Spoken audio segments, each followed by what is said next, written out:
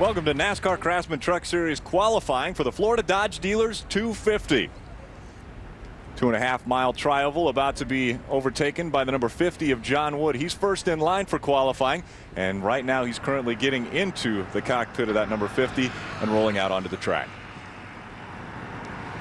Hello everyone, I'm Rick Allen, and joining me is Phil Parsons, and Ken Schrader jumps up here as he's already had some success at this track before, and he's already been competitive at this track before. What is it for these guys now to go out and try to qualify for probably the biggest race of the year for the truck drivers? It wouldn't be quite that bad, except we have 5 trucks over the number that they start in the race. So 5 guys are doing everything they can just to get in that race come Friday evening. So it's really important for a lot of them. Plus, you want to get as good a starting position as possible. And some guys have already, we had practice. We've had 2 practices already today. Who do you see as maybe the odds-on favorite for winning that pole? Well, I like the Dodgers. Chase Montgomery and Bobby Hamilton, 2 team Dodgers out of Bobby Hamilton's stable, were very, very fast. Randy LaJoie was fast in the 59 truck that Robert Presley ran so well with last year. And a couple of the Chevrolets are good. Right now, the Fords, who are very strong all winter long, did not really show that much speed in this second practice session. So if they're holding something back, we're going to find out very soon. And we saw some other manufacturers doing pretty well. We've seen some rookies that have done well in practice, and we'll show you some of those practice times in a little bit later. But the mark that's going to be set first, that everyone's going to be shooting for, is being set right now by our first qualifier on the track, and that is John Wood in the 50. John was 15th fastest in practice, so ran a time of 49.74. So we'll see where it compares. A lot of times these trucks sit, all the fluids cool down and stuff, and it's hard to duplicate what you ran in practice. Plus, they had to get through inspection, too, Ken. We know well about inspection, and sometimes your tape measures don't read the same as the NASCAR tape measures. First mark on the board by John Wood. 49.842. John Wood's first lap, and some of these guys will maybe only take 1 lap. Traditionally, the cars pick up anywhere from 3/3 to a half a second. The trucks, we've seen the first lap be the faster on a lot of them, so they're unrestricted as far as the engine, the horsepower that they're making. So they get going so fast, so quick, they don't need that second lap to get wound up like the cars do. Some of these guys will try to put a little more tape on the front end to make the truck a little more aerodynamic.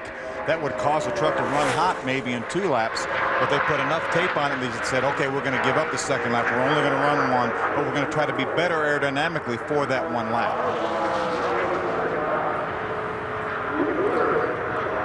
Well, John picked up a little bit on that second lap. He picked up about 1/10 of a second, so it was definitely worth running a second lap for him. Most 49. definitely. He ran a 49.746. He ran a 49.740.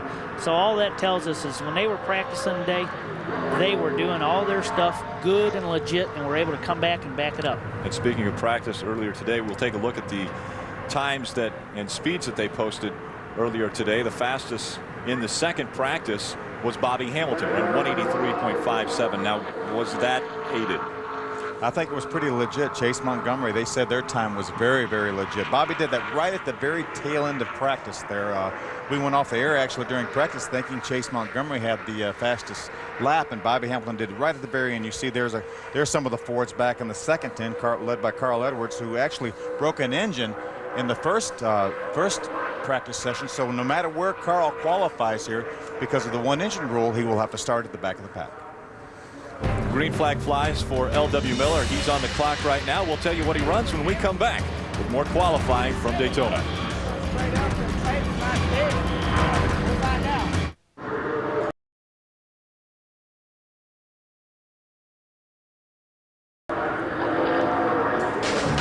Speed Channel's coverage of the NASCAR Craftsman Truck Series practice from Daytona International Speedway is brought to you by New Levitra. New choice, here now. Ask your doctor today. And by In Demand. Check out NASCAR In-Car for free on digital cable during the Daytona 500.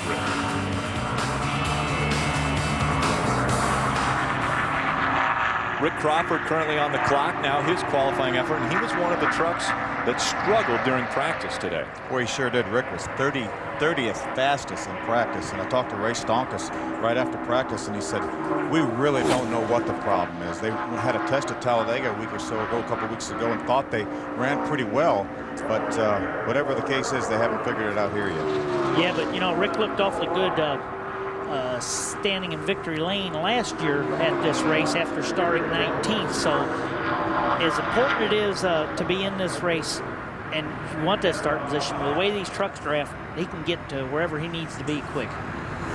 Now, you see a lot of sparks flying out of there. These guys, it's mandatory. Did you say 435? Is that what we were talking about earlier? 435-pound rear spring, but they're still throwing a lot of sparks out back there. They really do. You try to get these things absolutely as low as you can get them, but you try to build the exhaust system up and the cross member up so you don't hit the racetrack, but it's inevitable that you're going to hit the racetrack here. And I don't think I ever ran a fast lap here that I didn't hit the racetrack somewhere. You, Kenny? No, and that's something we struggled earlier this week with the Schwann's Home Service, our Winston Nextel Cup car, because it wasn't hitting, and I knew it wasn't hitting like it did when we tested, and we had a problem. Crawford's first lap off the pace, 178.67 miles per hour. Sets him second fastest out of the 3 that have run. It's a little quicker than he practiced, but I'm sure it's not the lap he's looking for. That's without a doubt. There's John Wood, is about 0.6 of a second faster than Rick right now, and John has essentially the same engine that Rick does. They all have engines out of the Roush stable. These trucks here, I mean, engine is so important no matter what you're racing, but these trucks push so much mass of air that you just, any little tweaking you can do on the body will make up for an extra 10 or 15 horsepower. It's so fun to get one of these trucks and take off down pit road, Kenny, because you can spin the tires all the way down pit road if you want to, because they have so much more horsepower than the Nextel Cup cars or the Busch cars. Lap 2 the best for Rick Crawford, 50.27 for his second lap, and again that holds him in second position behind John Wood. Ray, what have you got? Well, I've got Terry Cook, guys, and he knows a little bit about being up front here at Daytona. Last year, I think you got to turn 1 on the last lap and you were leading, but it didn't turn out that good. But this year, a whole different story. You just got to work hard to get in this show. Well, we really do. You know, it's a new program with PPC Racing, the Power Stroke Diesel Ford F-150, and yeah, I mean, we got to get in on time, and you know, the weather's cooperating right now, and hopefully we can get in. I think we might even have a shot at the pole. All right, now what's the deal with gear selection? All day today, that's all I talked about down here in the practices, because guys seem to change 4 or 5 times. Are you guys set up just right? Well, I don't know. We're optimistic. We felt like we picked the right gear earlier, but we thought the wind would be a little bit calmer than what it is right now, so the wind speeds are up from where we thought they'd be. So, you know, we probably should have pulled a little bit more gear, but hindsight's 20/20. We got what we got, and we'll find out here in just a few minutes. Okay, go get in the truck. It's the Power Stroke Diesel, but this year it's number 10 with Terry Cook and PPC Racing. These guys do not have a provisional, so he is going to be very, very careful out there tonight to try to lay down a really good lap. Kenny.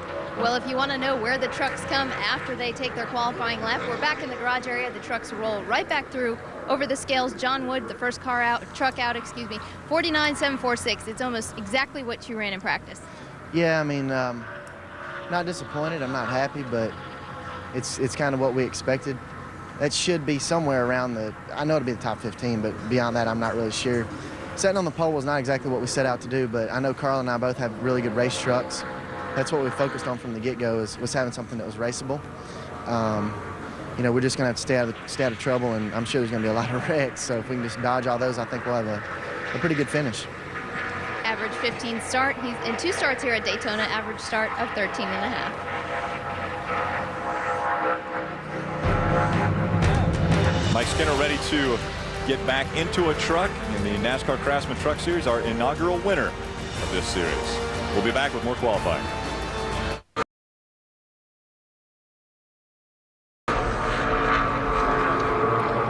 Welcome back to Daytona. Back in 1997, Mike Skinner was on the pole for the Daytona 500. Tonight he goes qualifying for Craftsman Trucks. Welcome back, buddy. What kind of truck you got under you tonight? I tell you, I'm really proud of our little Tundra. You know, we've been behind the 8 ball here for a couple of months, and really all the people at TRD and Bang Racing's really worked hard. Rick Wren and all the guys on this team have just spent hours and hours and hours on this truck, and it ran pretty good today. You know, hopefully we can back up what we practiced and just get in the race. I really don't care where we get in the race. I know we're no threat for the pole, but if we can get in this race solid, hopefully our draft and experience will pay off for us. I'm sure it will. What kind of time do you need to have to make sure you're in the show? We ran a 70, and I'd like to back that up. If we could back a 70 up, I think that'd be really, really good. 48.70? No, 49.70. Okay. Oh, I'd love to run 48.70. That'd be cool. I'll bet you would. Okay, Mike Skinner about 3 in line here. We'll see him go out in the number 42 here very shortly. And if we look down this way, just a little bit in front of him here, Mike, now step out of the way. I got to show him this new sponsor you've got on here, too. There's some big news coming out this week. Oh, we don't see it. We're on the truck on the track. Sorry, guys. I thought you could see my camera right there. So as that truck goes around, I will just tell you that there is a big eBay sticker on the side of this truck, and these guys announced this week that they'll be doing some cup racing at the end of the year here, and Mike Skinner will be a big part of that. And a guy who's a big part of this show right now is Dennis Setzer. He was fastest in the morning practice, and right now he's sitting on the provisional pole. That is a great lap by Dennis Setzer. That's would have been the second quickest lap in practice, but he's gone through inspection, through the room of doom, as Michael called it earlier, and had a great, terrific lap here. You know, Dennis Setzer, you can feel the excitement when you're talking to Dennis Setzer because he's so excited to be with his team. Chevrolet's really stepped up their program this year. They've got strong Childress engines in this truck right here, so they moved the shop from Oklahoma to North Carolina. So many changes going on, and right now on the racetrack, he's extremely fast. Not quite as fast on his second lap, but very close to what he ran on his first lap, within 4 1/1000ths of a second. So Dennis Setzer, with the fastest time so far, sits on the provisional pole in the 46. Wendy? Thanks, guys. I'm standing here with Rick Crawford, and this is going to be a long year, I tell you. You've been joking around with me. Your spirits are pretty high right now. How are the Fords holding up on the track? They're doing pretty good. Pretty fortunate. All the R&D from the new F-150 that Ford's brought out in 04 was done by Circle Bar Racing, and whether we can repeat at Daytona 250 again Friday night under the lights and or not, I hope the Fords does well, and maybe the 14 Circle Bar Ford will be up front. Now you're going to keep giving me a hard time all year long? All year long, baby. You're the prettiest pit road reporter we've ever had. Well, we know who was there in the past, so this is going to be a great season. I'm looking forward to seeing Rick Crawford as our first repeat winner in Daytona. I think she was referring to Ray Dunlap. Had to be Ray. That's what I believe it was. Part of Speed Channel's original programming includes the series premiere of NBS 24/7. Tune into Speed Channel on Monday, February 16th at 8 p.m. for behind the scenes from checkered to green, the real world of NASCAR Busch Series racing. Featured drivers Casey Kane, Tim Fedewa, Casey Atwood, and two-time Busch Series champion Randy LaJoie. I think David Stremme has been added to that program also. That's correct. A late addition. David Stremme also involved with NBS 24/7. Chad Chaffin now on the clock. They're really going to follow LaJoie 24/7. That could get pretty interesting. I believe that's reality TV. Yeah, wow. It could be big. Michael had mentioned that following Randy LaJoie is a show in itself.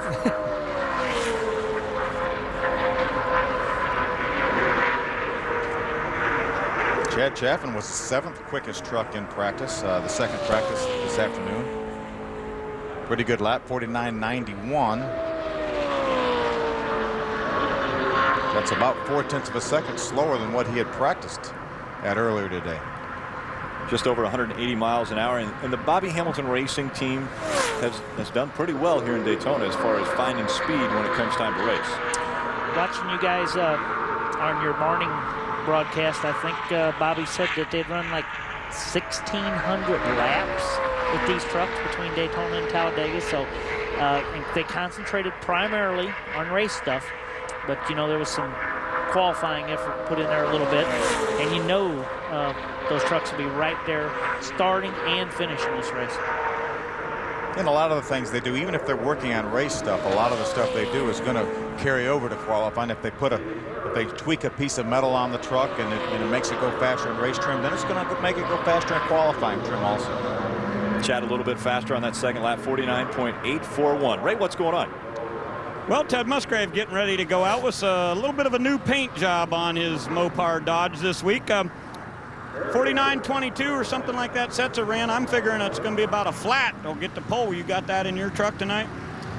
I don't think so. I'll be close, but you know the truck's made to race, you know, and a lot of guys know here that race here at Daytona Truck Series that the fastest truck never wins the race, you know. So we got a good handling truck.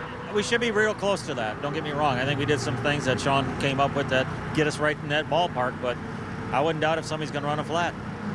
We were just listening to Schrader talking about he heard this morning that Bobby Hamilton had put 1,200 miles on his truck in testing. How about you guys? How much testing over the winter did you focus on this race? I put more miles on it in the truck, hauling it to a racetrack than we did driving. But yeah, we did put some miles on this truck because this is the first one we got done. And Andy Houston and I both shared this truck down here during test week. So this truck does have quite a few miles on it. But it don't matter. Like I say, a new truck or an old truck, the chassis don't really matter here at Daytona. It's just all about aerodynamics. Okay, Ted Musgrave getting ready to go. And, of course, Sean Parker is who he was referring to, his new crew chief this year on the Mopar Dodge. New number for the Power Stroke Diesel, and Terry Cook moving over to another team. Brand new situation for Terry. PPC Racing, longtime Busch Series competitor, former championship team with Jeff Green, has come into the Craftsman Truck Series with Terry Cook, Fred Wanke. A lot of success here in the Craftsman Truck Series. Won 7 races back with Ted Musgrave 2 or 3 years ago at Ultra Motorsports. So it's a good combination, and they've been pretty fast today. And Terry Cook has really been fast on this racetrack. He's never finished out of the top 10 in the 4 races that we've run here for the Daytona event. Another guy who's had a lot of success or that was on the track and has been in all 4 races, Dennis Setzer earlier, who has the fastest time so far today. So, and obviously, as soon as I say that, things change. Not anymore. Here goes Terry Cook. I talked about at the top of the show that the Fords really didn't show that much in that second practice session, and here we are. We've got a Terry Cook with a terrific lap of 183.061 as the quickest truck. And we're seeing that a lot of these guys are running 2 laps. Only one has not done the 2-lap qualifying so far. And most of the guys have picked up. Dennis Setzer was, I guess, maybe the only truck that we saw that ran 2 laps that really didn't pick up. We've been seeing pretty much a tenth of a second, which kind of surprised me a little bit here that everyone would do that. Terry Cook coming across the start-finish line for his second lap. And as Ray had mentioned earlier, it might take a 49 flat, and it might take a 49 flat. Terry Cook increasing his lead on the field, running a 49.008. He has the provisional butt pole for the Florida Dodge Dealers 250. We'll be back with more qualifying on Speed.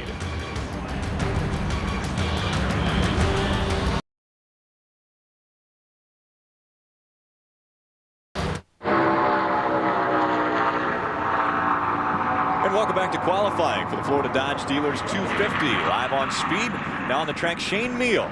Shane had a great weekend, actually running an ARCA race. I believe finished 4th in the ARCA race. So a lot of success moving over into the trucks and driving for Billy Ballou. But a real disappointing lap for Shane Meal. He ran a 50.438. That was a second slower than what he had practiced earlier. He was 6th quickest in the second practice, but he's a full second slower right now than he was in that practice session. Little bit of an improvement on the second lap, but as we had mentioned earlier, some of those marks could have been tainted because some people may have been getting a little drafting help during practice. Right now, they're out there on their own. Exactly, and they had to go through inspection again.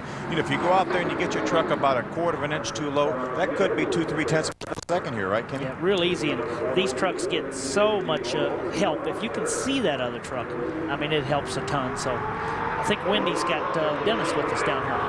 Yes, I do, Ken. Dennis Setzer, you picked up about 1.5 tenths from practice this afternoon. Were you fairly happy with your qualifying run? Oh, absolutely, Wendy. That was just a great effort for the Team Silverado. These guys put a lot of work into this thing all winter. Built a brand new truck here, rebuilt 2 others and brought down here in early testing right there, and then they went back and built another brand new truck. So these guys put a lot of effort into this deal. Well, you know, he's not too concerned with his qualifying run. Last year, he came from 18th to finish 7th. Ray? Hey, Wendy, we got to check out a great-looking paint scheme here on the Goodwrench Chevy. It is number 6 this year, and new chauffeur for this. This is Kevin Harvick's truck, and Matt Crafton behind the wheel this year. No pressure on you, but, you know, you got a great truck. You got a great team. We know you're a great driver, but What about running here at Daytona? I know it's a whole different kind of an animal. Hey, I'm putting it on their shoulders. They built a good truck, and GM Goodwrench Chevy. She got to be decent, and we weren't too good in practice, but they threw a good tune-up on her to qualify. Now, what's the big picture here? Did you guys know that you were going to try to work hard on qualifying, or did you say, no, we just want to be good for the race? The truth? yeah, give me the truth. We were hoping we were going to be a little better qualifying, but we weren't quite as good as. We're going to find out how good we are qualifying right now. We're going to tune her up the race, though. Okay. We really got the truth from Matt Crafton right there as he gets ready to jump in here and see what he's got in the Goodwrench Chevy. You're watching history being made right now as Toyota is on the track qualifying for the first time since 1954. We've got a foreign manufacturer in the top series of NASCAR. That's what I was just thinking, that this is quite a place to be for this quite historical lap. I said earlier today that this is probably the biggest announcement that they've ever had for this series since they announced the formation of this series. Well, and Mr. Skinner there ran a 49.70 in practice and told us he would be real happy to back it up, and he backed it up with a 49.696. So if he picks up just a little bit, I'm sure they're going to be thrilled. He jumped up to third on the board right now, so I'm sure that team has been really working hard. As Mike said, they've worked a lot of hours. Not only they have his truck, they also have a team truck with Travis Kvapil, so they've had a lot of work out in front of them, and they've done a terrific job. No matter how much they pick up here, I think Mike's going to have them try to calm that thing down a little bit through some of them little bumps we were watching there, Phil. He looked like he had his hands full through those bumps, but he picked up almost a tenth of a second, up to 49.603, 181.44. So a great run for Mike Skinner. We know now Mike Skinner is going to be comfortably in this field. Currently third. Again, we have 41 trucks attempting to qualify for the 36 positions.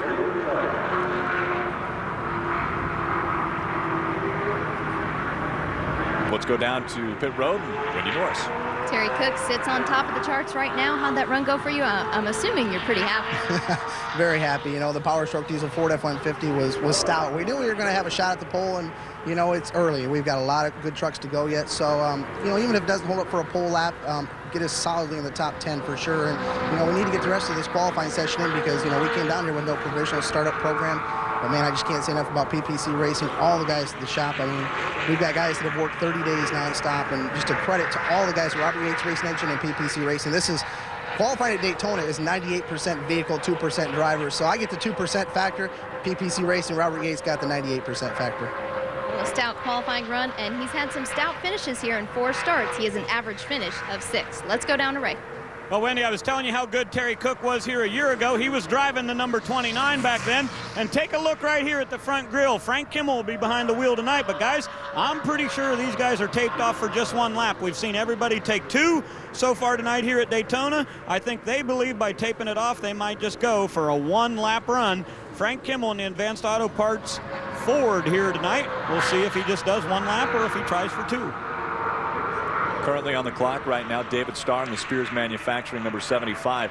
That Chevrolet's been struggling a little bit today. They have not been able to find the speed. I talked to Dave McCarty, crew chief, right after the second practice session. I said, what seems to be the problem? He says, we have absolutely no idea. He said, we ran a 50-40 here testing, and we can't run faster than a 50-80 no matter what we do. So he said, we really don't know. We said, I told David, we have what we have. We're going to do the best we can. And gosh, what a pickup. Whatever, he must have found something. They picked up to 49.831. I talked to David, too, and it's like, we can make it go slower, but we can't make it go any faster. And just seemed really, really buffaloed about what was wrong. They just picked up 3 miles an hour. That's a full second faster than David had run in practice. So now's the time to do it. Absolutely. So they may have, they may have found a problem. You never know. They were going to look everything over to see if there was any sort of problem, and maybe they found one. And here it is. That's a really good lap, and I'm sure they've got to be elated. You know, so you can get so many things here that can just really affect the car at this racetrack and slow it down substantial. And that team has the knowledge and the experience that when they go through it, all getting ready to qualify, they get a good chance of finding something. A year ago, the Chevys complained that they were a little bit behind the 8 ball as far as the front end, causing them some problems in aerodynamics. Do you think that has been solved? I think it has. I think we've seen some terrific parity in the series, not only with the Chevrolets, but, you know, Ford has, we haven't talked much about it during qualifying, but they have aero matching going on with these trucks now. From the base of the windshield all the way back, these trucks are essentially identical. They have the same templates. There's 16 common templates that they have to utilize to build these bodies. Now, everything's product specific from the base of the windshield forward, but most of these trucks have very similar looking front ends as far as aerodynamically, and these trucks are very, very close. As David Starr pulls the Spears Manufacturing 75 into the pits, Terry Cook sits on top of the provisional pole for the Florida Dodge Dealers 250. We'll be right back with more qualifying.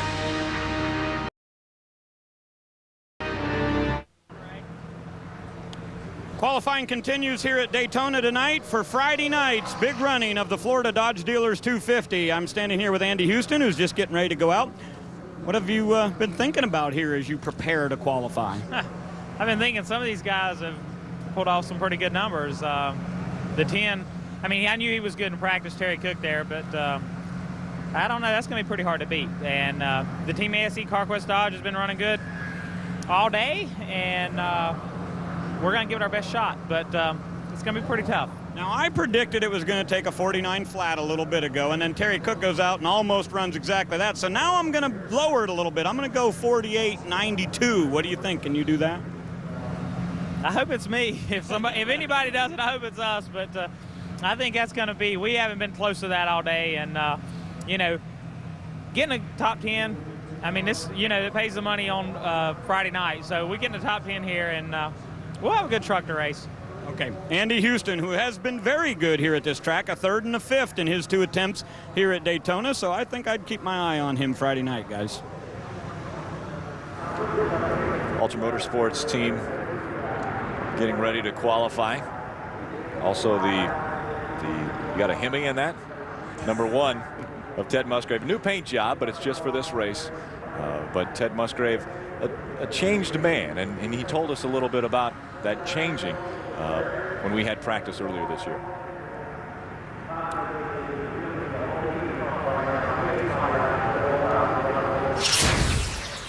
I've been Mr. Nice Guy, dubbed Mr. Nice Guy pretty much all my racing career. So it's about time I just said, okay, you know, I'm going to make Kevin Harvick look like Pee Wee Herman. You know, it's just at the end of the season, you know, we'll reevaluate this deal, but I'm going to try it for this year. A new look, maybe, or? Definitely a new attitude. He's got a new look on the truck, but can you change your driving style that drastic? I mean, he's a nice guy. I mean, on the track, he's a nice guy. Can you change that drastically by just making the statements? You got to do a lot more than just make the statements, you know. And he was terribly disappointed at Homestead last year with the decision NASCAR made right at the restart, I guess with 2 laps to go or 3 laps, something like that, and it potentially cost him the championship. But according to the rule book, it was the right decision. So we'll just have to see. He'll have a fun year. I think Ted was smarting about a couple other calls that he thought maybe didn't go his way earlier in the season. But you know, the problem is Ted Musgrave is a great race car driver, race truck driver, whatever the case may be, and he's very good to race with. Kenny, you raced with him a lot, so did I. But you know, for Ted Musgrave to all of a sudden start, and I don't know when he's talking about being a changed man, knocking people out of the way all the time and stuff. Well, the problem is I don't think Ted Musgrave is going to do that.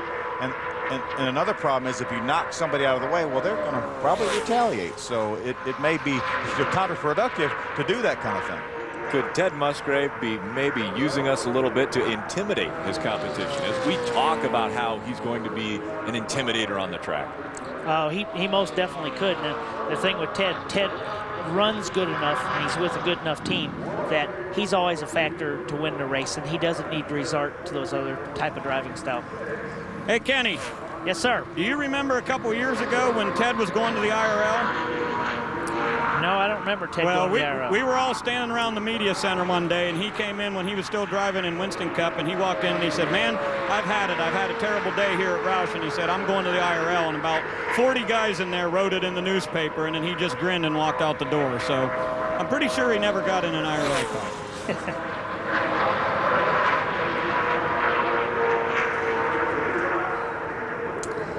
let's see, they ran that first lap. Ted ran a 49.66 and picked up, what, 2 1/1000ths of a second? To a 4.9651. Not much of a pickup, but 4th quickest right now. So that'll be safely in the field, comfortably in the field. And Ted talked about this. He's got a good race truck. You know, he's not concentrating on qualifying. I'll get you a calculator if you'd like. Yeah, and that's a little bit different. doing it the other way. Yeah. It looked like 18,000, but I wasn't going to call you on it, Kenny. Look at this. Look at this. This is the neatest thing about trucks. You need the Hans device to get a plug check because they push so much air when you shut them off right past start-finish line. They come to an abrupt stop. Currently in 3rd in the qualifying run is Mike Skinner, and with him right now is our own Wendy Norris. Well, thanks, Mike Skinner. Great qualifying run for you. Now, this is the first time you're running a truck series at Daytona. Yes, it is, and this is our home track. We live about 10 minutes from the Speedway, and love Daytona, love this area down here, and love my little Toyota Tundra. Man, this thing, Rick had it a little free. It was a handful. I think I wouldn't be surprised to see a Toyota run a little faster than that because we were really working the wheel and the truck was awfully, awfully loose, and that's got to be cutting a little speed off going like that through the corners. So hopefully Travis, if anybody beats us, hopefully it's Travis. But we'll take it. Looks like we can make the race. Now, of course, Mike Skinner doesn't have any starts here at Daytona because when he ran the truck series, we didn't come to Daytona. Randy LaJoie is just talking it over down here. You had a whole bunch of people giving you all kinds of advice. What have you learned here to try to go out and put this thing on the pole tonight? Well, they tell me that this Melling Harris Trucking Dodge is very good. I think they're right. Yeah, and my buddy Fiedler just told me I can hold it wide open. Really? Have you tried that today? No, I've been trail braking all day. Set the nose down in the corner. It's all good. We'll see what we got. Maurice Petty, Mark, and Tim Petty built the motor, and this truck has always been fast here. And the driver doesn't do a whole lot, but I just don't want to mess it up. I just got to hit my marks and keep the thing on the bottom and let it eat. This will just be your 2nd Truck Series race, so tell us how this came about that you ended up being here in Daytona in that 59.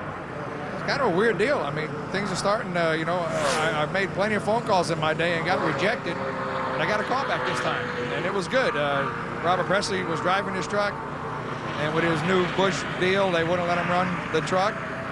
Mark McFarland's going to be running this thing a bunch, a lot of the shorter tracks, and I think he was approved for here. And I guess timing was right, and I called Jim Harris, and he called me back and put a seat in it and let it eat. That's a good thing. Now go over there and run a real fast lap like you did in practice. I'll try. Okay, that's Randy LaJoie, guys, and he'll be in the number 59 Harris Trucking and Melling Engine Parts Dodge. Guy that just ran a fast lap right there in front of you, Matt Kraft, in 3rd fastest so far in the Goodwrench Chevrolet. Number 6, that's a Kevin Harvick machine, and during practice earlier, Kevin was saying we just can't find any speed. That's about 7/10 of a second faster than they had run in the 2nd practice session, so they obviously found something too. Yeah, well, it looks like 9 of the 13 trucks that have qualified so far have found something. Matt Crafton brings the Goodwrench Chevrolet back into the garage. Terry Cook still has the fastest time for the Florida Dodge Dealers 250 qualifier.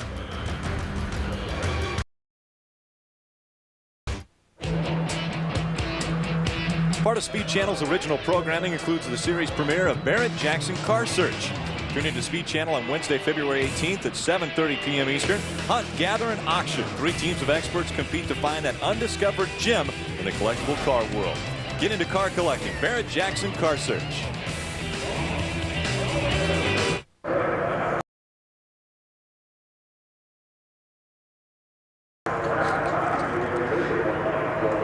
Qualifying continues live on Speed as Frank Kimmel begins to cool down. You see the steam rolling out on the right side, and Ray had mentioned earlier how they were going to tape off and probably just try to make 1 lap run, and they did exactly that. His lap, a 179.48 mile an hour or 50.144 second lap, 9th fastest so far. Wendy, what have you got? Well, Ted Musgrave sits 5th on the charts right now. You're talking to crew chief Sean Parker. What you guys talking about? Oh, we're talking about how this is going to be right in the middle of everything. It's going to be exciting.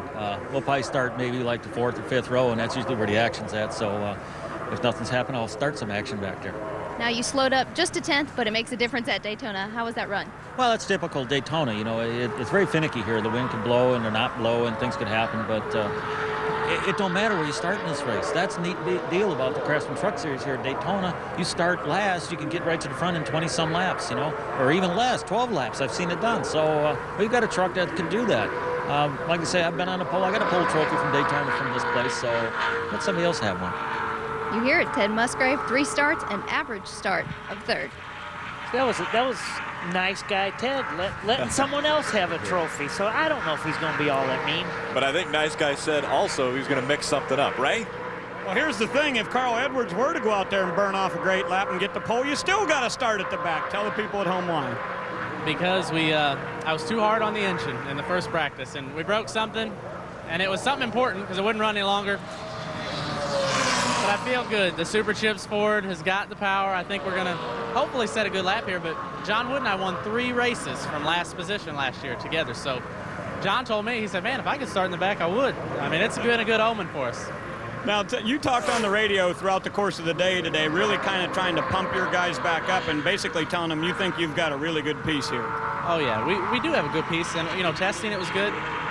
My guys work hard. I mean, everybody does down here. But you know, we got Cowboy, we got Night Train Steve McCain, Darren Beach, Darren McDaniel, Bobby Clark. They all are in this for the right reasons. It's so cool to. I got under the truck and helped them work a little bit. I even got something on my suit right here. But I almost got one of the guys fired. I was in the way, to be honest with you. But I had fun, and it's a good team sport.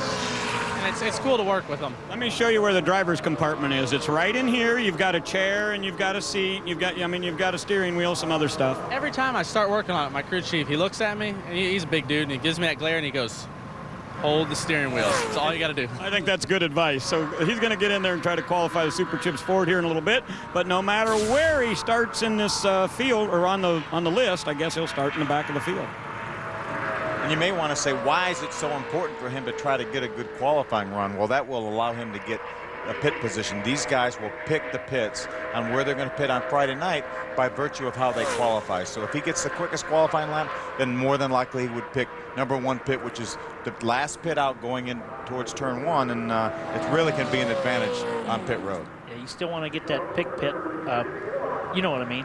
Easy for you to say. Yeah, easy for me. What about Andy Houston's lap, though? Ultra Motorsports, they've had a lot of success in qualifying. Andy Houston currently 4th fastest in qualifying here with a 49.324 second lap. And he shut it down as well. That was a pickup for Andy, too. About a little over 1/10 of a second.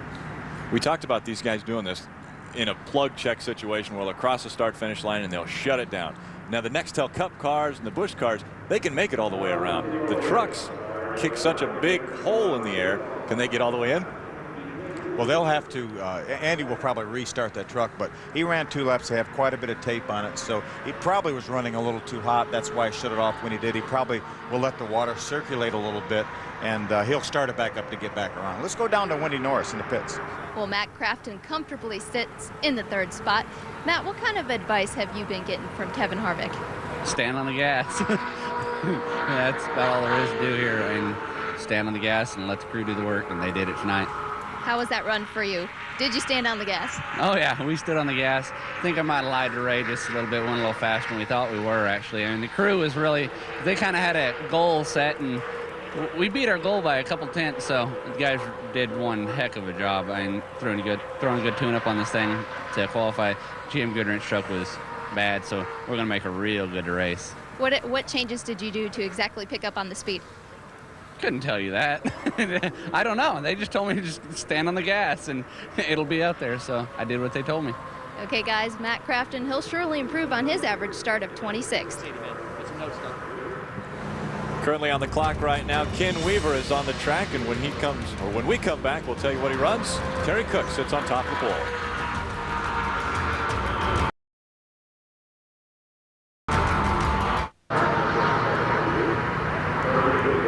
Welcome back to Bud Pole qualifying live on speed for the Florida Dodge Dealers 250.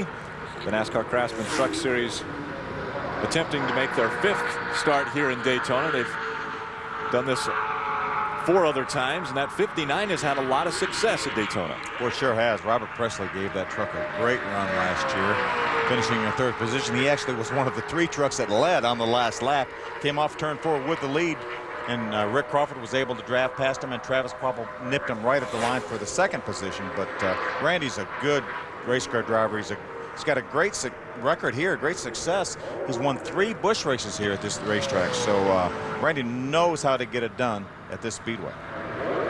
Last truck that was on the track, Ken Weaver, 14th fastest, running 50.393. Another truck looking to find speed today.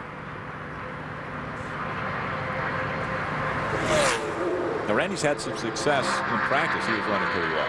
Sure was. He was the 3rd quickest truck. He's one of the, on the open of the show, I talked about my pick was the Dodges, and he was one of them. And right now we've got a Ford first and 2 Chevrolets before we see the first Dodge back and forth of Andy Houston. So Randy LaJoie needs to pick up the pace here so I don't look so bad with my predictions.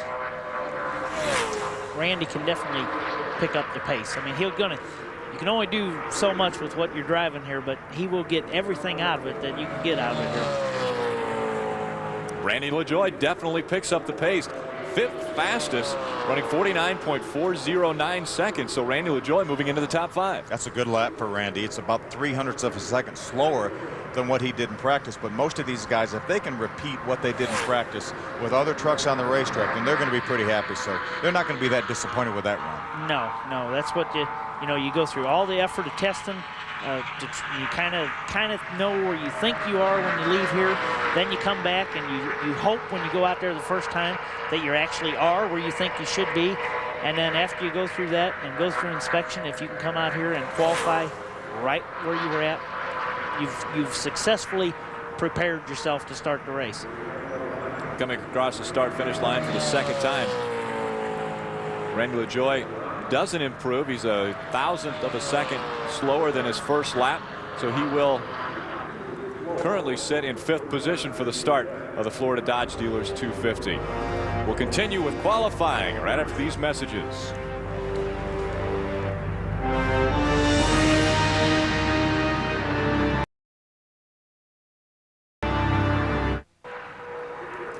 Fantasy Cup Auto Racing is now the official fantasy game of Speed Channel. Select your team of 8 Nextel Cup drivers to score weekly fantasy points while staying within your budget. To enter Fantasy Cup Auto Racing, simply log on to speedtv.com and click on the Fantasy Cup Auto Racing banner at the top of the page. The grand prize winner will receive $25,000. And there's more than $750,000 in weekly and end-of-the-year prizes. Those will be given away in 2004. And a good bet, a guy that you probably want on your team is, well, a member of our team, Nick Traeger. I'd gladly be on your team. Qualifying continues from Daytona Beach, Florida.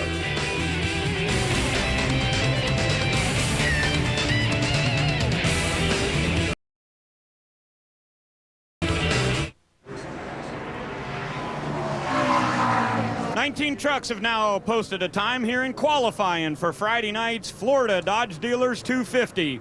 And coming up here shortly is going to be a young man who had an awesome day today. Brandon Witt, you got a brand new truck here. I know it's number 1. We have a lot of those here in this field, but you have an awfully fast one. I know you got to be pretty excited about making a qualifying attempt. Yeah, I'm really excited. You know, the guys have worked hard all off season to put this thing together. We did a lot of testing. Really looking forward to going out and doing a qualifying lap. Truck looks really good too, and you got a bunch of stickers on there, and that's good news. Yeah, thanks. You know, Cure Autism Now is back with us this year. They're going to be on there full time. McMillan Homes, Lennox, Jenkins and Jenkins attorneys, everybody at Ford. Everybody's been real great to me this year. Okay, real good engine package there for Brandon Witt. I think he's going to be pretty fast here. And now let's check in with Wendy. Well, Andy Houston sits 4th on the charts. I talked to your team at the end of the last practice, and they said, we still have a little bit more. You picked up a 10th. What kind of changes did you make? Well, I can't tell you that. No, we did. We made a few changes, and we felt like that's about what I expected, about a 30, probably a little better than I expected. I was thinking about a mid-30 was what we could run, and, you know, this whole Team ASE CarQuest team did a great job, and I saw Ted run there just a few in front of me, and he ran like a 60-something. I was a little concerned because they had been a little better than us about all day, and, you know, we ran about what I expected. So good, solid starting spot, I feel like, and I think we'll have a good race on Friday night. Were you watching the other 20 cars that have gone in front of you? Have you learned anything from the lines they're running? Not really. You know, everybody pretty much runs the bottom when it comes time to qualify, but there was a few surprises there and a few times that were a little quicker than I expected, but you know, it's just a place to start. When the race is over on Friday night, you won't be out front. Well, guys, you heard it. He's not worried about where he's starting. He has an average finish of 4th. These guys have not been very forthcoming with Wendy about what they've done to make these trucks go faster. Right. I don't think that's right. That's not very gentlemanly. Absolutely not. When a woman asks you a question, you answer it. Absolutely, I do. I don't think they have a clue what made them go faster. Tracy Hines in the Menards 88 now on the clock. Tracy Hines ran a few races a year ago, actually in a Dodge, running for the Ultra Motorsports team, and that's 7, and had some success. Texas was one where it ran very well, qualified well, ran well. He had it qualified in the top 10, finished 11th, a good strong run, the second race at Texas. Ran that truck 2 or 3 times last year, and Duke Thorson snapped him up for his Menard Chevy here, number 88. So he had to jump camps from the Dodge camp to the Chevrolet camp, but good full-time ride for Tracy Hines. Big adjustment for Tracy too, because Tracy comes from a Midwest open wheel car, USAC midgets and sprints and Silver Crown car background. So getting into the heavier vehicles and the bigger tracks, big adjustment. He's been able to adapt very easily. And that was something Tracy talked about during testing. He was talking about how much aero is so difficult to tell your crew chief about when you come from dirt tracks where you're going sideways a lot of the time. And now all of a sudden you've got to say, well, I've got a problem. It's doing this, and it's hard to convey that. I mean, you race everything that has wheels, Kenny. I mean, how do you switch from one to the other? Well, you just like Tracy, you grew up just going by the seat of your pants, and what your and Phil will tell you what your butt and your hands are telling you that this car is doing, and whether it be the midget on dirt or after you get a few more laps, than Tracy's got, if he gets more experience in these heavier vehicles, you just learn. You go by the same feel that the race car is telling you. Pretty good run for Tracy, though. He is 9th quickest right now. Ran a 49.758, 180.875. He was about a half a tenth slower, as you can see on his second lap, but very respectable lap in the top 10. We're about halfway through qualifying right now. We've had 20 trucks take a time. A couple trucks have had some problems and probably will not be allowed to take a time. So we're about halfway through, and he's in a top 10. Yeah, they've got to be happy with that, I believe. Tracy Hines shuts the Menards number 88. Jack Grouch watching to see how his driver's doing qualifying. They'll be up when we come back.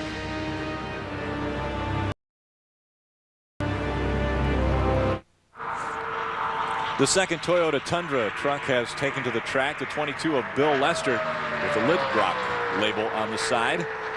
Ran a first lap of 49.761 seconds. That's 10th fastest so far, as he's coming up to the start-finish line to conclude his second lap. Again, the fastest Toyota so far, Mike Skinner in 6th. Bill Lester trying to improve on the 49.761, and he did that. Moves up into 8th position with a time of 49.678. So an improvement for Bill Lester. That's another also an improvement from practice too. A couple tenths quicker than what he practiced. So I think Bill Lester is going to be very happy with Bill Davis' team. That's Bill Davis's first attempt with a truck to qualify, and a good strong run up in the 8th position. Let's go down trackside and Wendy Norris.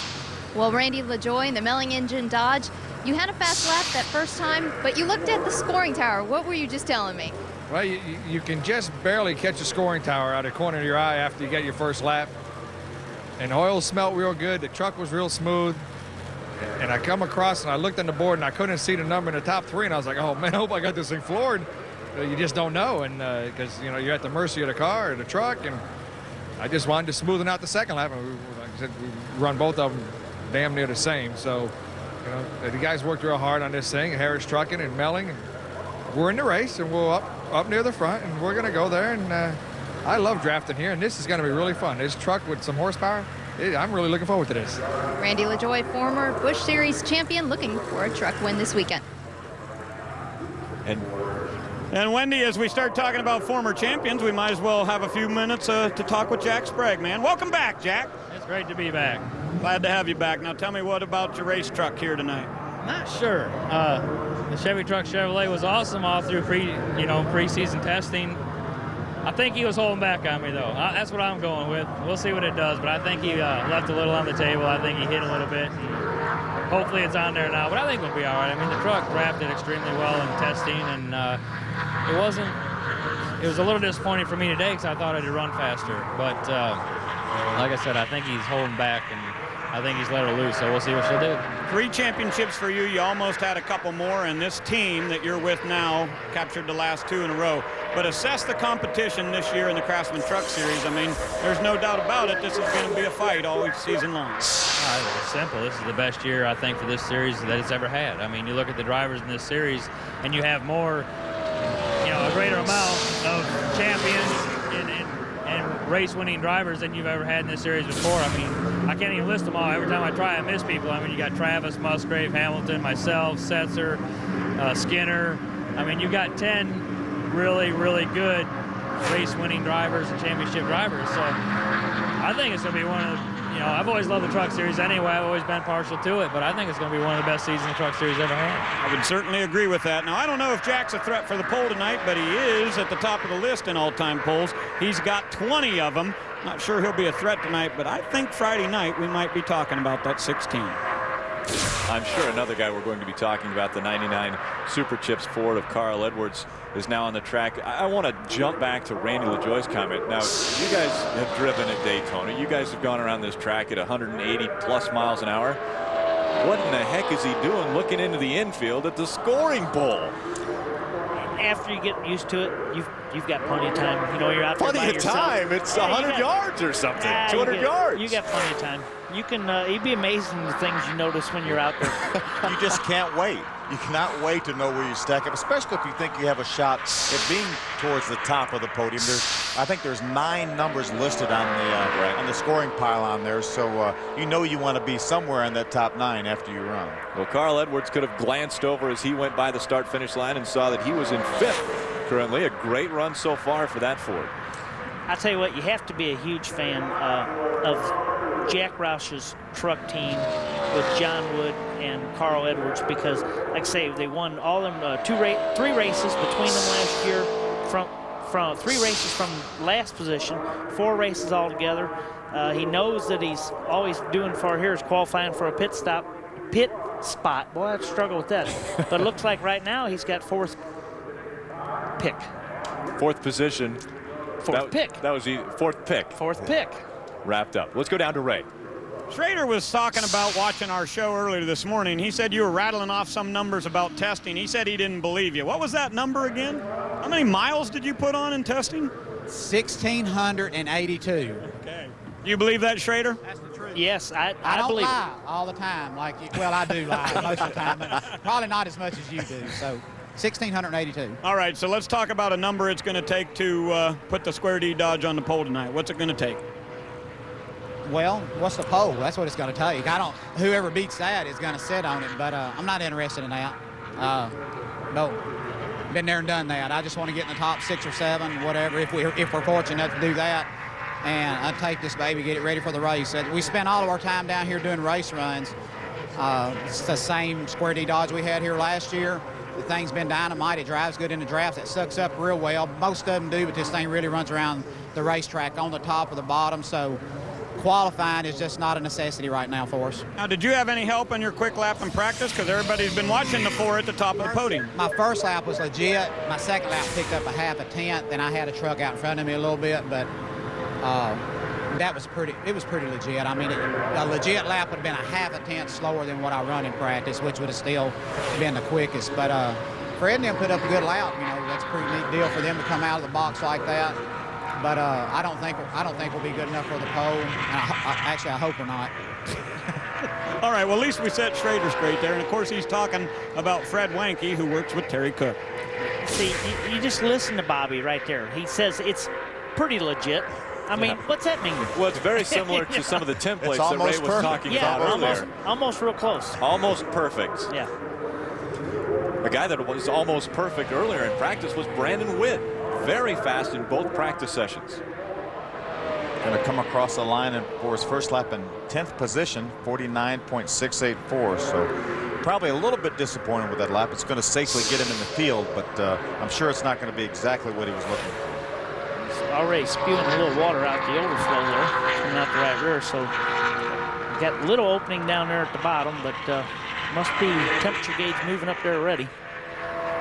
He's going to try to get a second lap in, but as you see the water coming out from the right rear corner of that truck. That's where his overflow hose is. So I'd say right now that truck probably is running about 240, 250 degrees, wouldn't you think? Yeah, and the power really starts to fall off when those engines start making, when they generate a lot of heat inside them.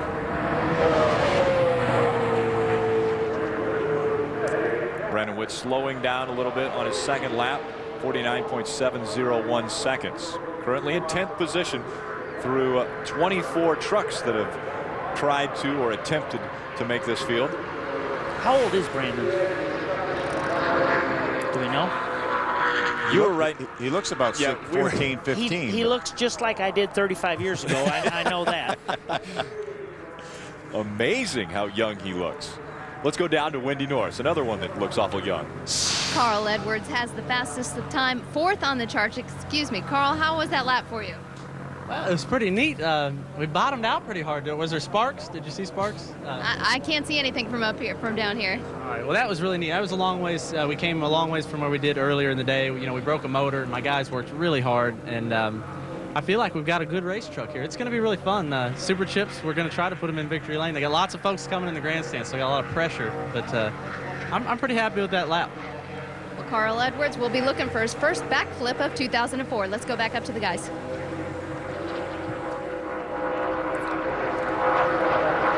I'm kind of partial to this truck. Does this truck look familiar to you? Yes, it does. Yeah? I just all of a sudden realized what truck that was. And, got quite a bit of interest in that truck there and what Mike Wallace does with their old Federated Auto Parts truck here. See the line these guys are running like Mike Wallace. We've always known that the bottom of the racetrack is the fast way around here in the corners, but nobody even uses the racetrack to let centrifugal force move them out to the wall. Now everyone stays almost right around the yellow line here because the shortest way is the fastest way. Right. You know, and when everybody uses the telemetry when they test here and at Talladega over the winter months, you just back to back that. You can tell you exactly how much the difference is in feet running the very bottom of the racetrack versus running your normal groove. And as Mike Wallace comes to the line, we'll take a short break and we'll come. Oh, just kidding, Ken. Yeah, well, that's not. We'll stay here and watch the 52. Mike Wallace coming across that first time, 15th fastest, 50.033 seconds. That's about a little over a 10th slower than they practiced, so we'll just have to see what happens here in the second lap. Maybe you can get that 10th back this second lap here. We hope so. They, like everybody, ran late with body templates and getting our Speedway truck together. We had our Atlanta truck and our Martinsville truck done before we had our Daytona truck done. But they've went to Talladega and tested and was fairly happy with that. Had a little bit of an engine problem and broke our crew chief's wrist too while we were testing. So hopefully Donnie and the boys got everything ready to get this second lap a little quicker. I don't know if I'd want to work for an owner that breaks my wrists if we're not running fast enough. You weren't even there, were you, Ken? I wasn't there. Oh, okay. Mike Wallace's second lap, a little bit slower, so he will have the 15th fastest time so far through qualifying. Again, 25 trucks have attempted to qualify for Friday night's Florida Dodge Dealers 250.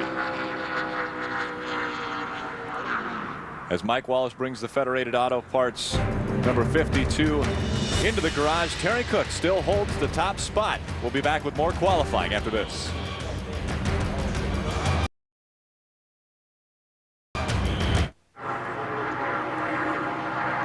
Greg Sachs in the 48 currently looking for speed at Daytona International Speedway. 25th fastest, and that is actually the slowest run of someone who has attempted to go all the way around. Lonnie Richardson had problems and didn't get to the start-finish line, and so Lonnie Richardson currently in 26th, but Greg Sachs trying to find speed around this trioval. Greg's a former winner here and won a Winston Cup race here back in 1985, the 400, Firecracker 400. So he's had some success here at this racetrack, but they're struggling right now, obviously. Coming across the start-finish line for his second lap. A little bit faster, but not fast enough to move him up. 25th position for Greg Sachs. Let's go down to Wendy North. Well, thanks, guys. Rookie Brandon Witt, he posted some pretty solid times in practice, but he wasn't able to back it up in qualifying, and this could be why. See all that oil on the back of the truck? I asked Brandon what happened. He said, I'm not sure, but it sure slowed up. So they're hoping maybe they'll figure out the problem, get it fixed, and they'll be back for practice, back on the top of the charts, guys. Now do we think all that oil just stopped at the back of the truck, or do we think maybe some of that went on the track? I'd say a little bit of that went on the track, and he's hoping that he had too much oil in that thing, because obviously if that's not the problem, then he probably broke something internally in the engine. So for Brendan Witzik, we hope that he had just had that thing overfilled. Which is real easy to do with our oiling system, because we put in a lighter weight oil most of the time to qualify, and if you don't get all the oil out of the whole system between what's in the lines and the tank, external tank that the oil's in, pump it out, and then you pour however many quarts in you think it holds, and you still got an extra quart or two in there. And I think we hold like 14 quarts or something like that. 16 quarts, depending on the oil tank. So it's a common problem. And as you mentioned, 1 quart too much will be enough to allow the oil tank to blow some out. So you got to be pretty close on that, and you get a little bit too much in, and you got to go somewhere. A lot of changes taking place in the Craftsman Truck Series. One of those changes was the IWX team let their champion go in Travis Kvapil, who won the championship last year in the 16, and they brought in a 3-time champion to fill the shoes of Travis Kvapil. That's Jack Sprague currently on the clock. And if you look at the history books of the NASCAR Craftsman Truck Series, his name is in every category. Had a tremendous amount of success in this series. As you mentioned, 3-time champion, won a lot of races, a lot of poles. But in all fairness now, this team, the IWX team, had really intended on racing 2 trucks this year, and it was going to be Jack Sprague and Travis Kvapil. Sponsorship did not materialize for the second truck. They had already signed Jack to a contract, so that's why Travis Kvapil is not in this truck. It's not that they didn't want him, but they wanted Jack Sprague in their primary truck, and they wanted Travis in the second truck, and the sponsorship did not happen. Jack had all his success when he was winning those championships with the Hendrick Motorsports organization, and spent a number of years there with Dennis Conner as his crew chief, and they really worked well together. And now Dennis Conner's moved over to Team NSC CarQuest Dodge, and Andy Houston is the benefactor of all his knowledge. Jack's a couple tenths quicker on his first lap than what he ran in practice. See if he can pick it up any for the second lap. It's a little bit slower, about a little over 0.02 of a second slower, but again, 0.2 of a second faster than what he had practiced, so they're improving.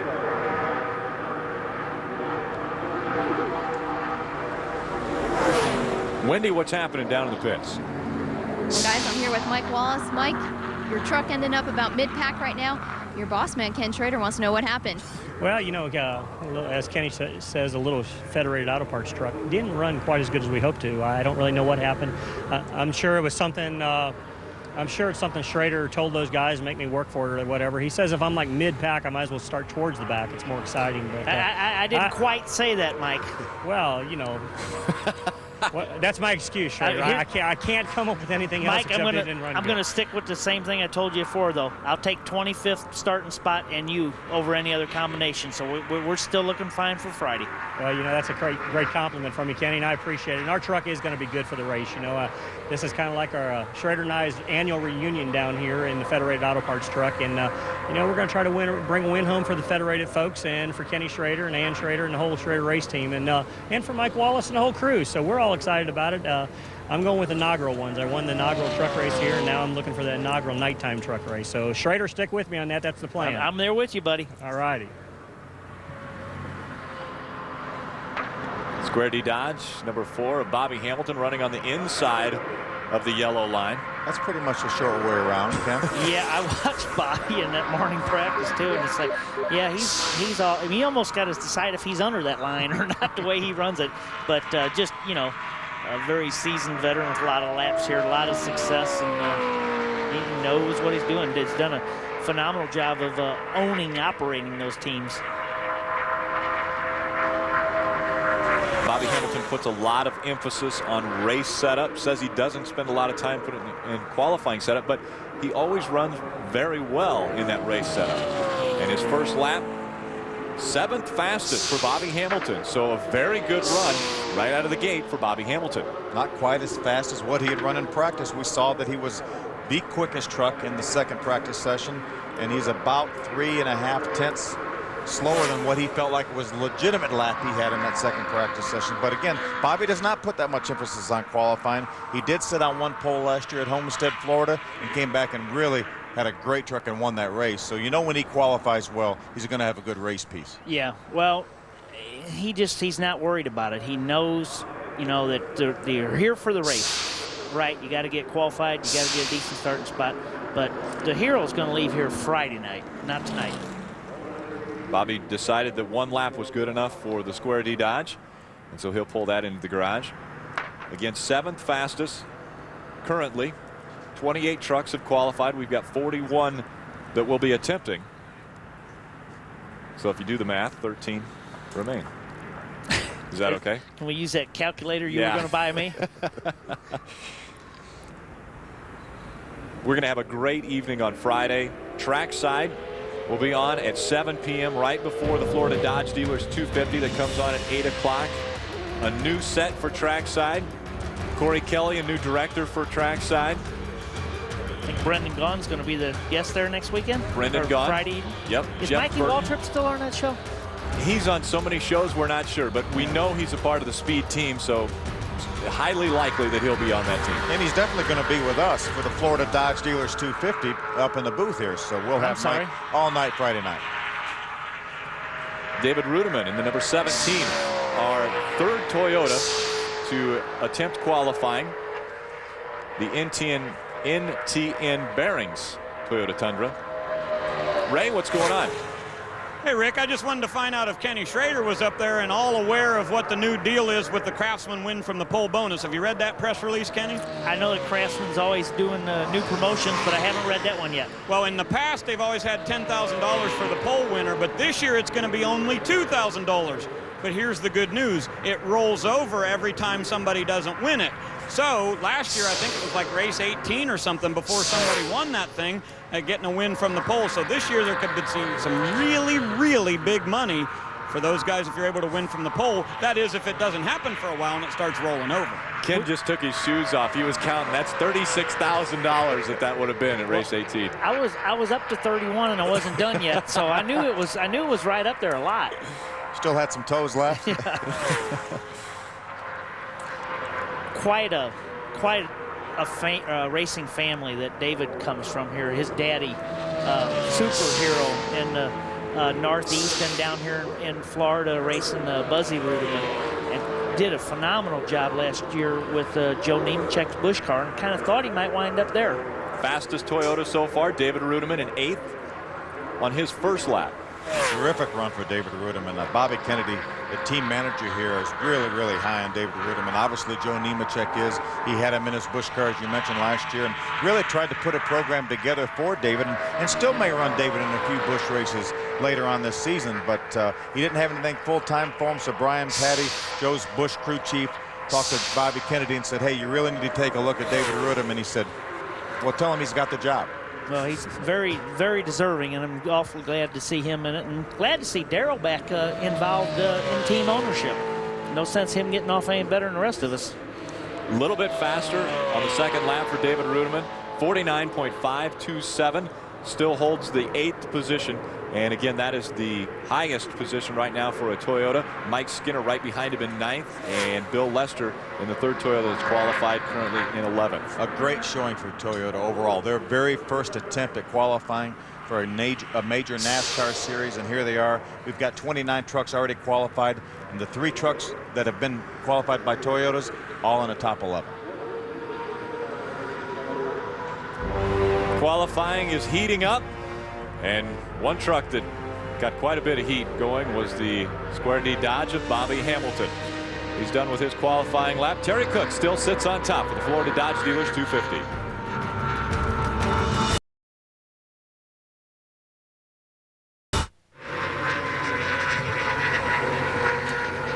back to Truck Series qualifying. I'm here with Bobby Hamilton. Bobby, you talked to us before your run, and you predicted you wanted a top 6 or 7 run, and you're 7th on the charts. That was pretty good. Yeah, that's about what we wanted. I mean, we would like to have been a little better, obviously, but we work on race run stuff here, and usually when you have something that races good and drives good, it has a little more drag, so that's going to be cool for us. Last year, I think we started 13th and had a good truck all day, but ought to be a good day for Square D and Lufkin. Jenkins & Jenkins is on with us this year, so if we get any trouble, we got a law firm that can help us, so try to dodge the NASCAR fines if we get in any trouble out there or whatever, but the Dickies truck seems to be doing good, so we're looking for a good weekend. I mean, everything seems to be running along. All of our tests seem to be paying off, and like I said, we're just really concerned about the race. This is a Hamlin racetrack, and with the different tire that Goodyear's brought here, it's a lot of stuff going on we hear, so we're just going to focus on getting the thing driving good. Well, you heard it. Bobby Hamilton's getting their truck race ready. Let's go down to one of our guys that's usually in trouble, Ray Dunlap. Well, thank you, Wendy, and the guy that gets me in trouble most of the time is Hank Parker Jr., and welcome back to the Truck Series, man. You had a little stint with us here last year, but this year you get to play full time. I'm excited about it. Got a little taste of it last year, and I think one of the most fun I probably ever had in a race vehicle would be at Kentucky last year. But that was a fun race for me, and just excited about this year. We're going to be an awesome Toyota Tundra, and looking forward to what the season holds. Got a good team, and just ready to race. Tell me about Daytona, though, in a truck. How different is it from what you're used to in a Busch car? It slows down a lot quicker when you do a clean cut. I figured that out pretty quick. Really haven't done any drafting yet, so waiting to see. I know these trucks really draft on medium-sized tracks, so I know they're going to draft well here. So it should be a lot of fun. I'm excited to see what's going tomorrow in practice. Gonna do a little drafting, so gonna have some fun. So far, it's been a pretty good night for Toyota. You know, everybody, we talked about it. We were all nervous. You know, oh my goodness, you weren't that great in testing, but looks like things have come together pretty well. Yeah, it has, and you know, I was just hoping we'd make the race when we came down here, and I'm feeling pretty good about it now. So, truck's been great right off the big truck. So we're excited about what qualifying holds, and just can't wait to see what it's going to do in the draft. I mean, once you get in there, everybody starts moving around. You got a lot of air going, big draft, big pack. Anything can happen there, but just got to get in the show first. Okay, we'll go do it. Get in that truck. That is Hank Parker Jr., Daytona USA, the sponsorship on his number 21. Hank Parker making a run for his truck. He's third to leave for his qualifying run. Terry Cook still out in front. Ted Musgrave in the top 10. See Bill Lester, one of the Toyotas, in 11th, all the way down to Frank Kimmel in 20th. Florida Dodge Dealers 250 qualifying continues at the Daytona International Speedway.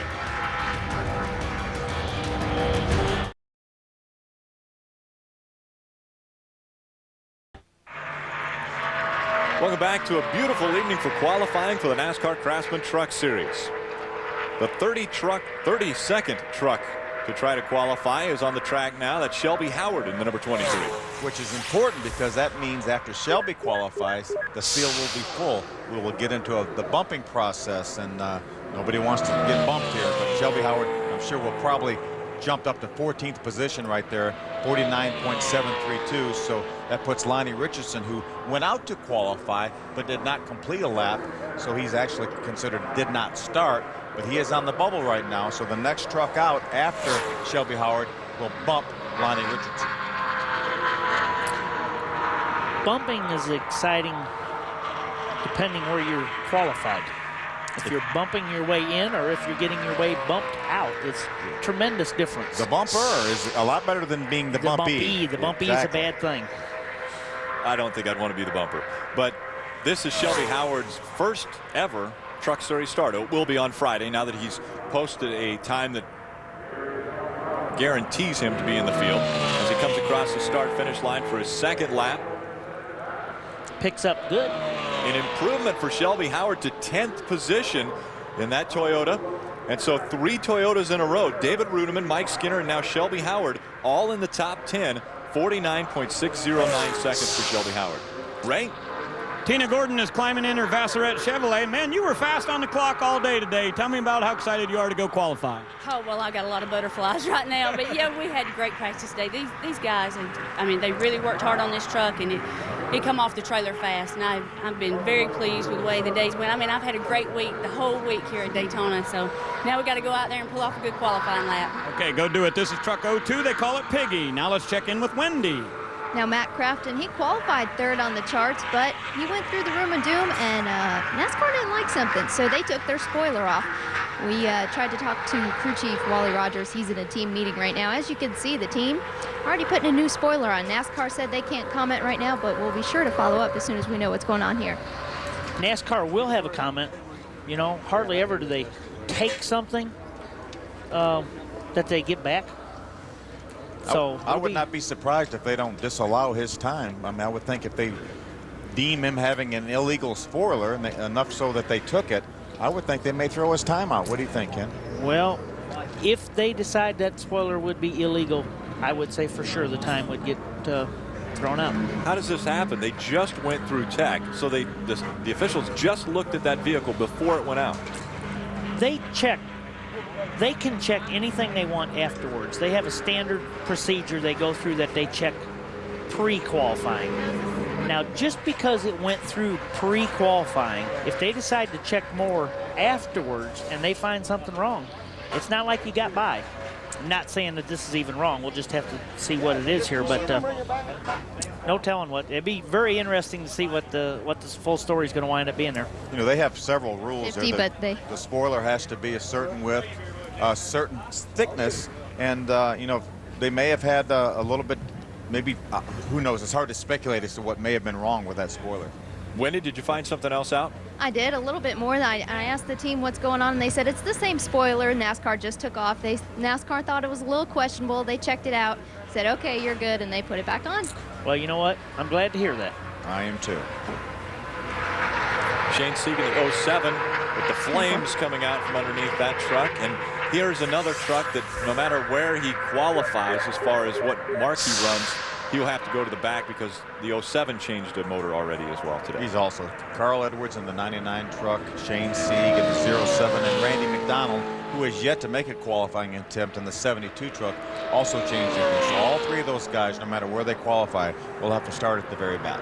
21st is where Shane Sieg put the 07 on the pole. Which is, I would think Shane is going to be very happy with that because he was 36th in practice. So he's looking at being in the race for sure.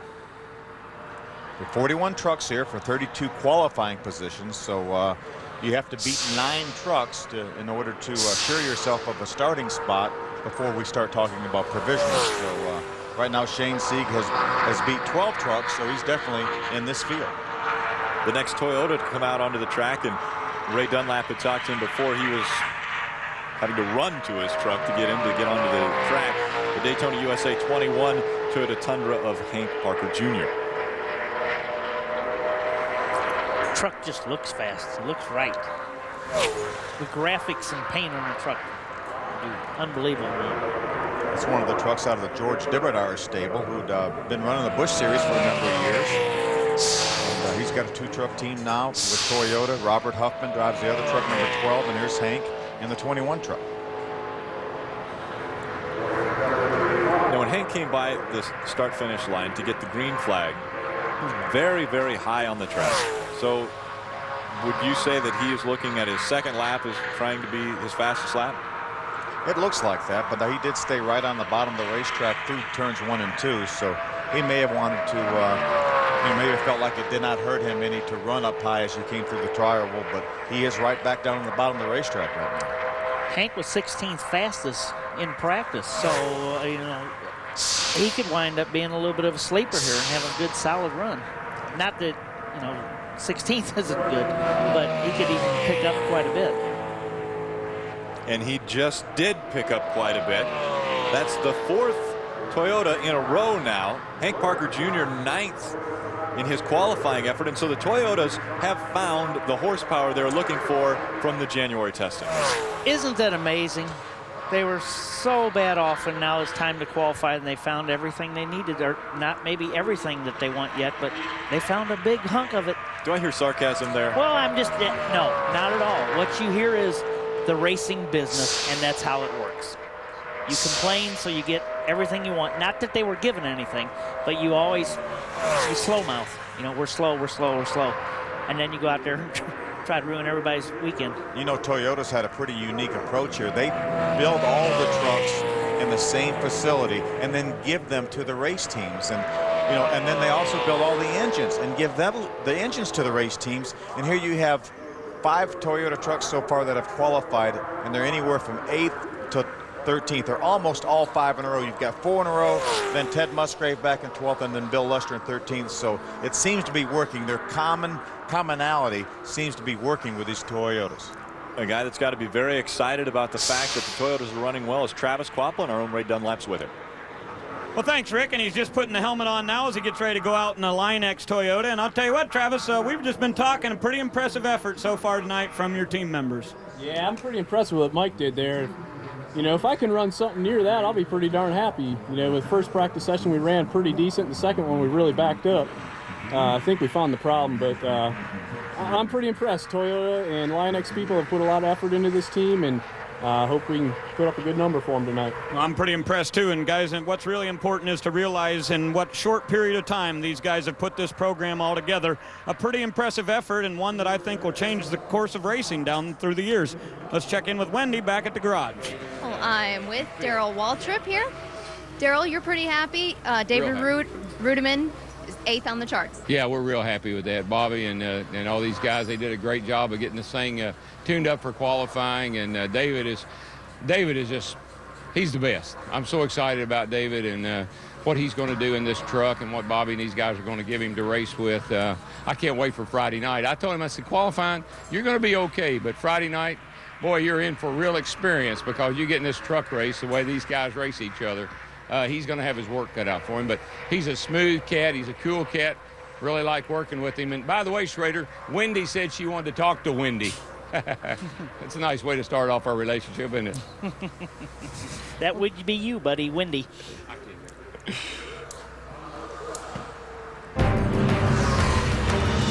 Steve Park about to climb into the 62 and get his qualifying run underway. We'll be back with more qualifying at Daytona.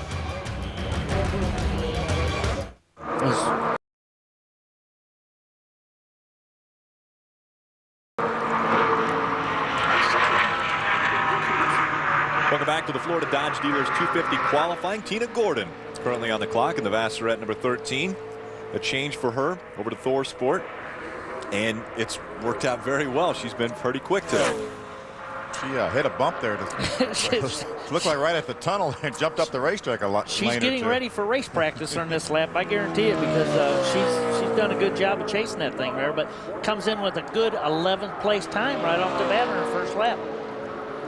Very impressive for Tina Gordon. And that's within 1/10 of a second of what she ran in practice, so it was no fluke that she ran as well as she did in practice.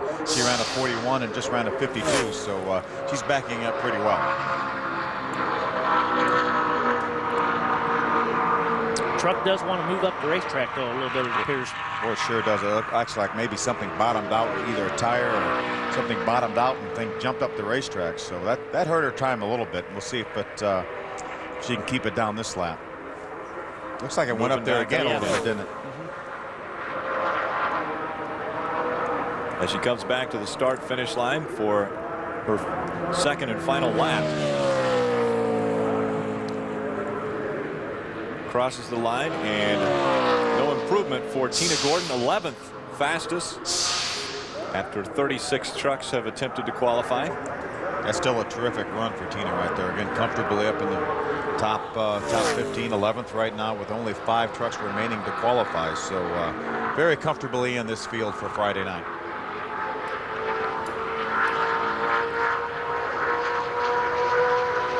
It's a good looking truck too, isn't it? Very good. How about that sponsor? Yeah, it's a nice one. Vassarette. And do you guys know what Vassarette is? We do. It's ladies lingerie. Lingerie. There you go. Yeah. Were you looking for that word? Yeah, and good thing you saved me, because we were headed off in a bad direction. Well, let's head down to Wendy Norris. Wendy?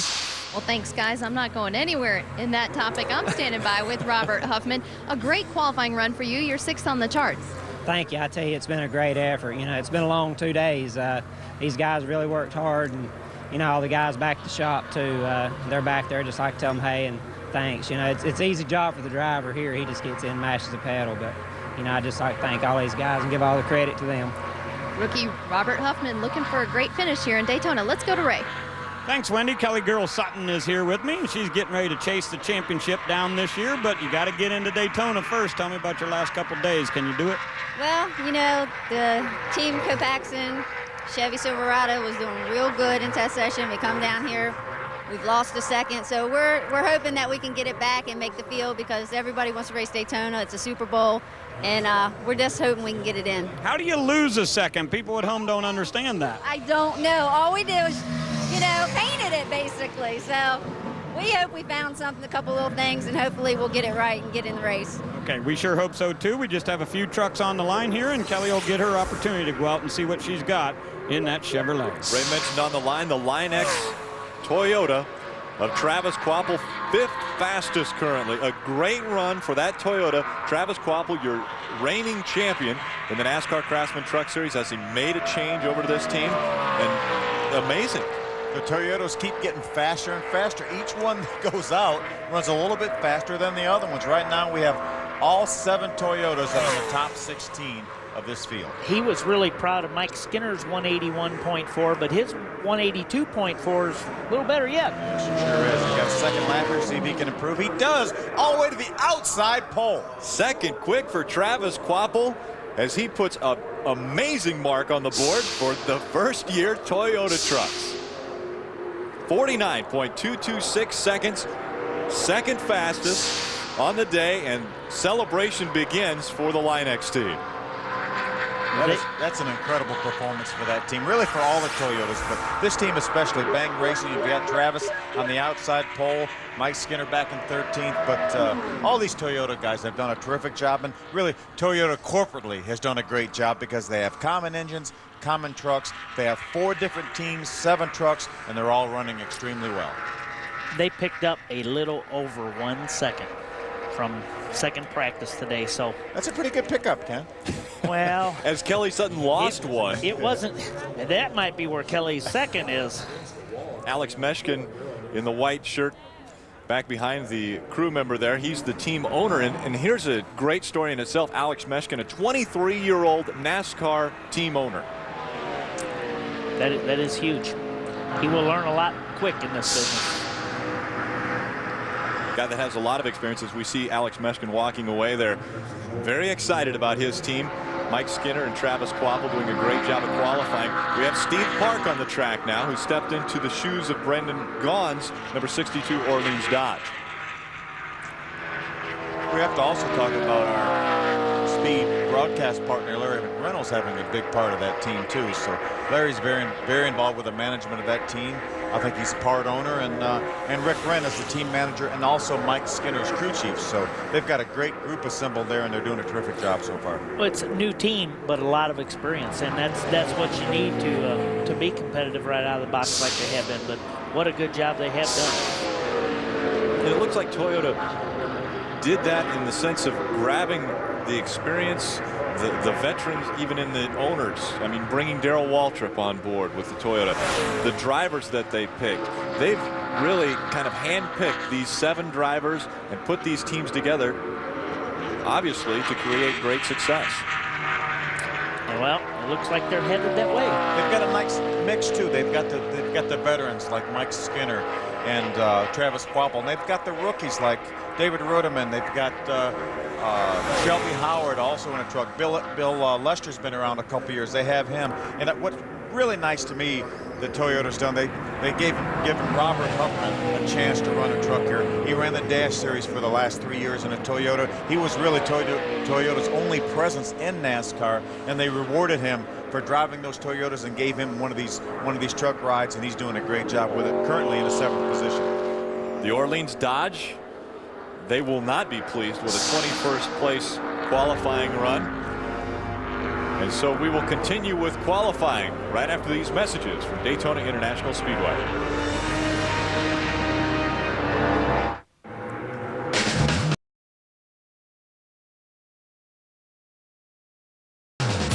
Channel coverage of the NASCAR Craftsman Truck Series qualifying for the Daytona International Speedway is brought to you by new Levitra.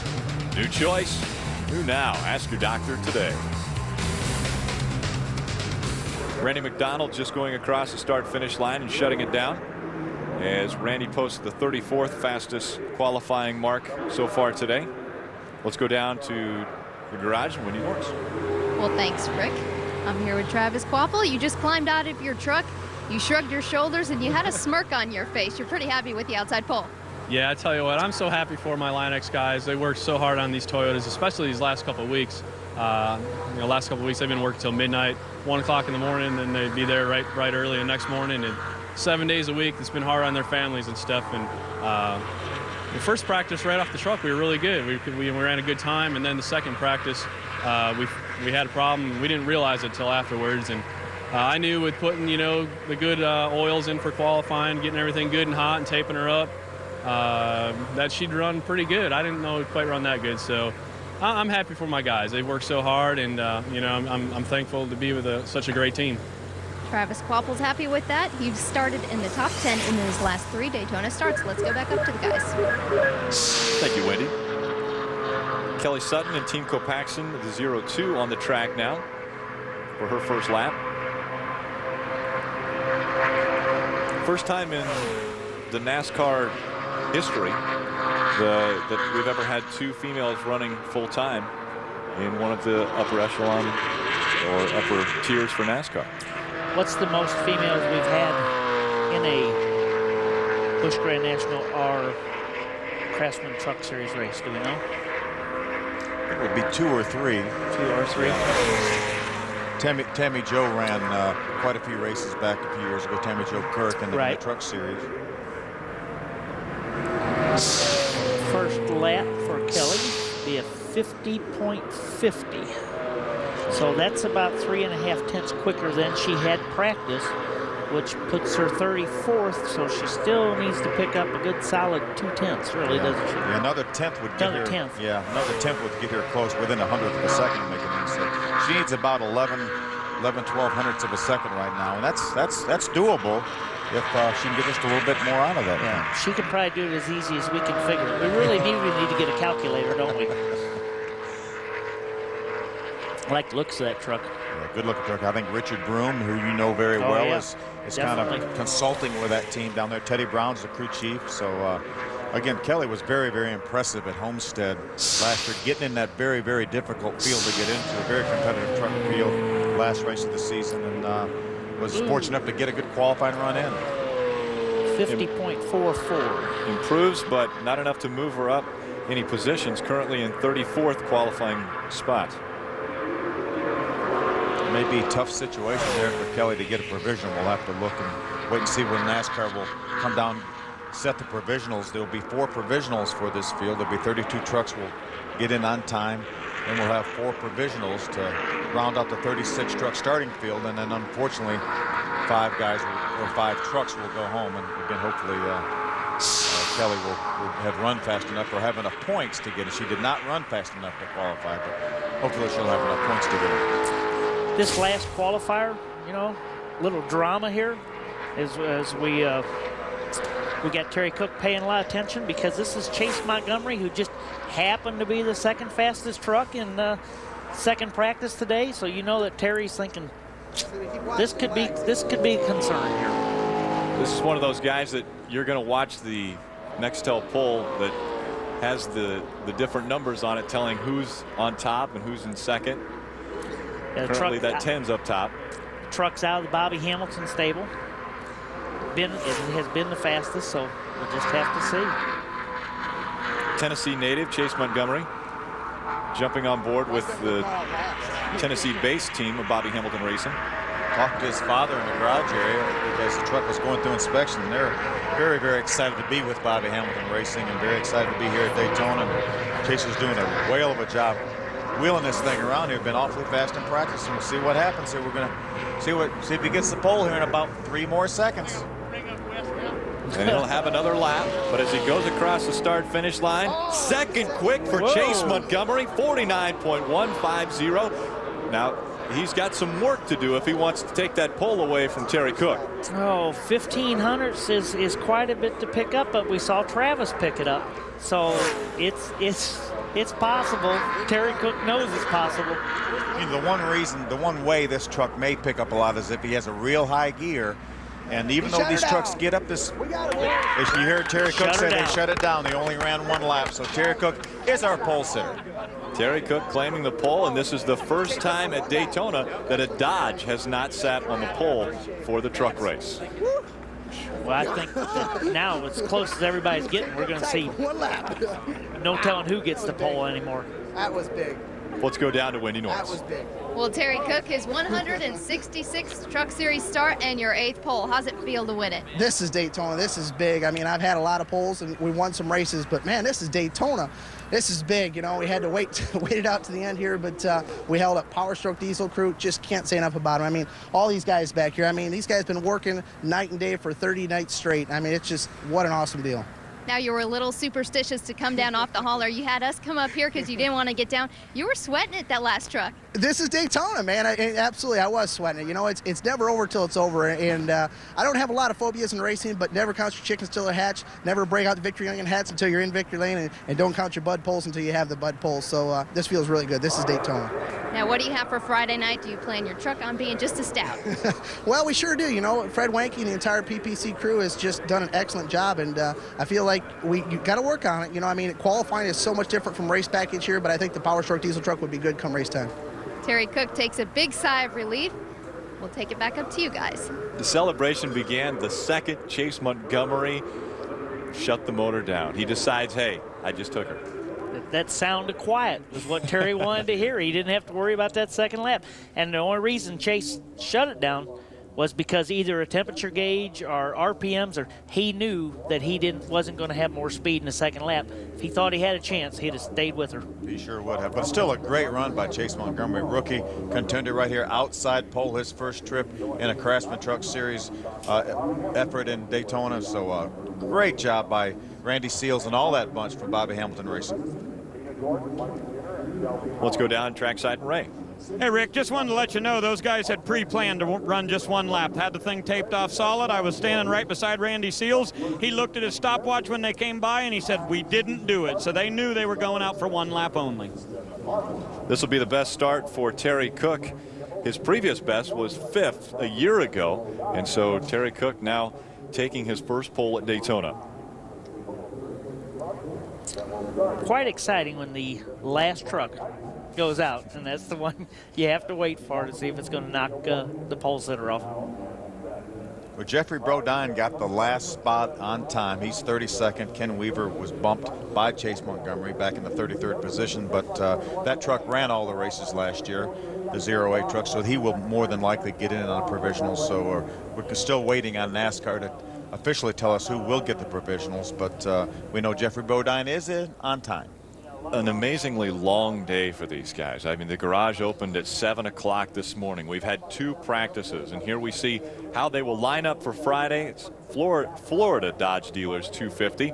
Terry Cook takes the pole, Chase Montgomery on the outside pole. We're talking Ford, Dodge, Toyota, Chevrolet. One of each manufacturer in the top 4. I'm pretty sure that's what NASCAR hoped to see when we got down here. Do they call that parity? I think that's something like that. It sounds a lot like parity. They're all real close, I know.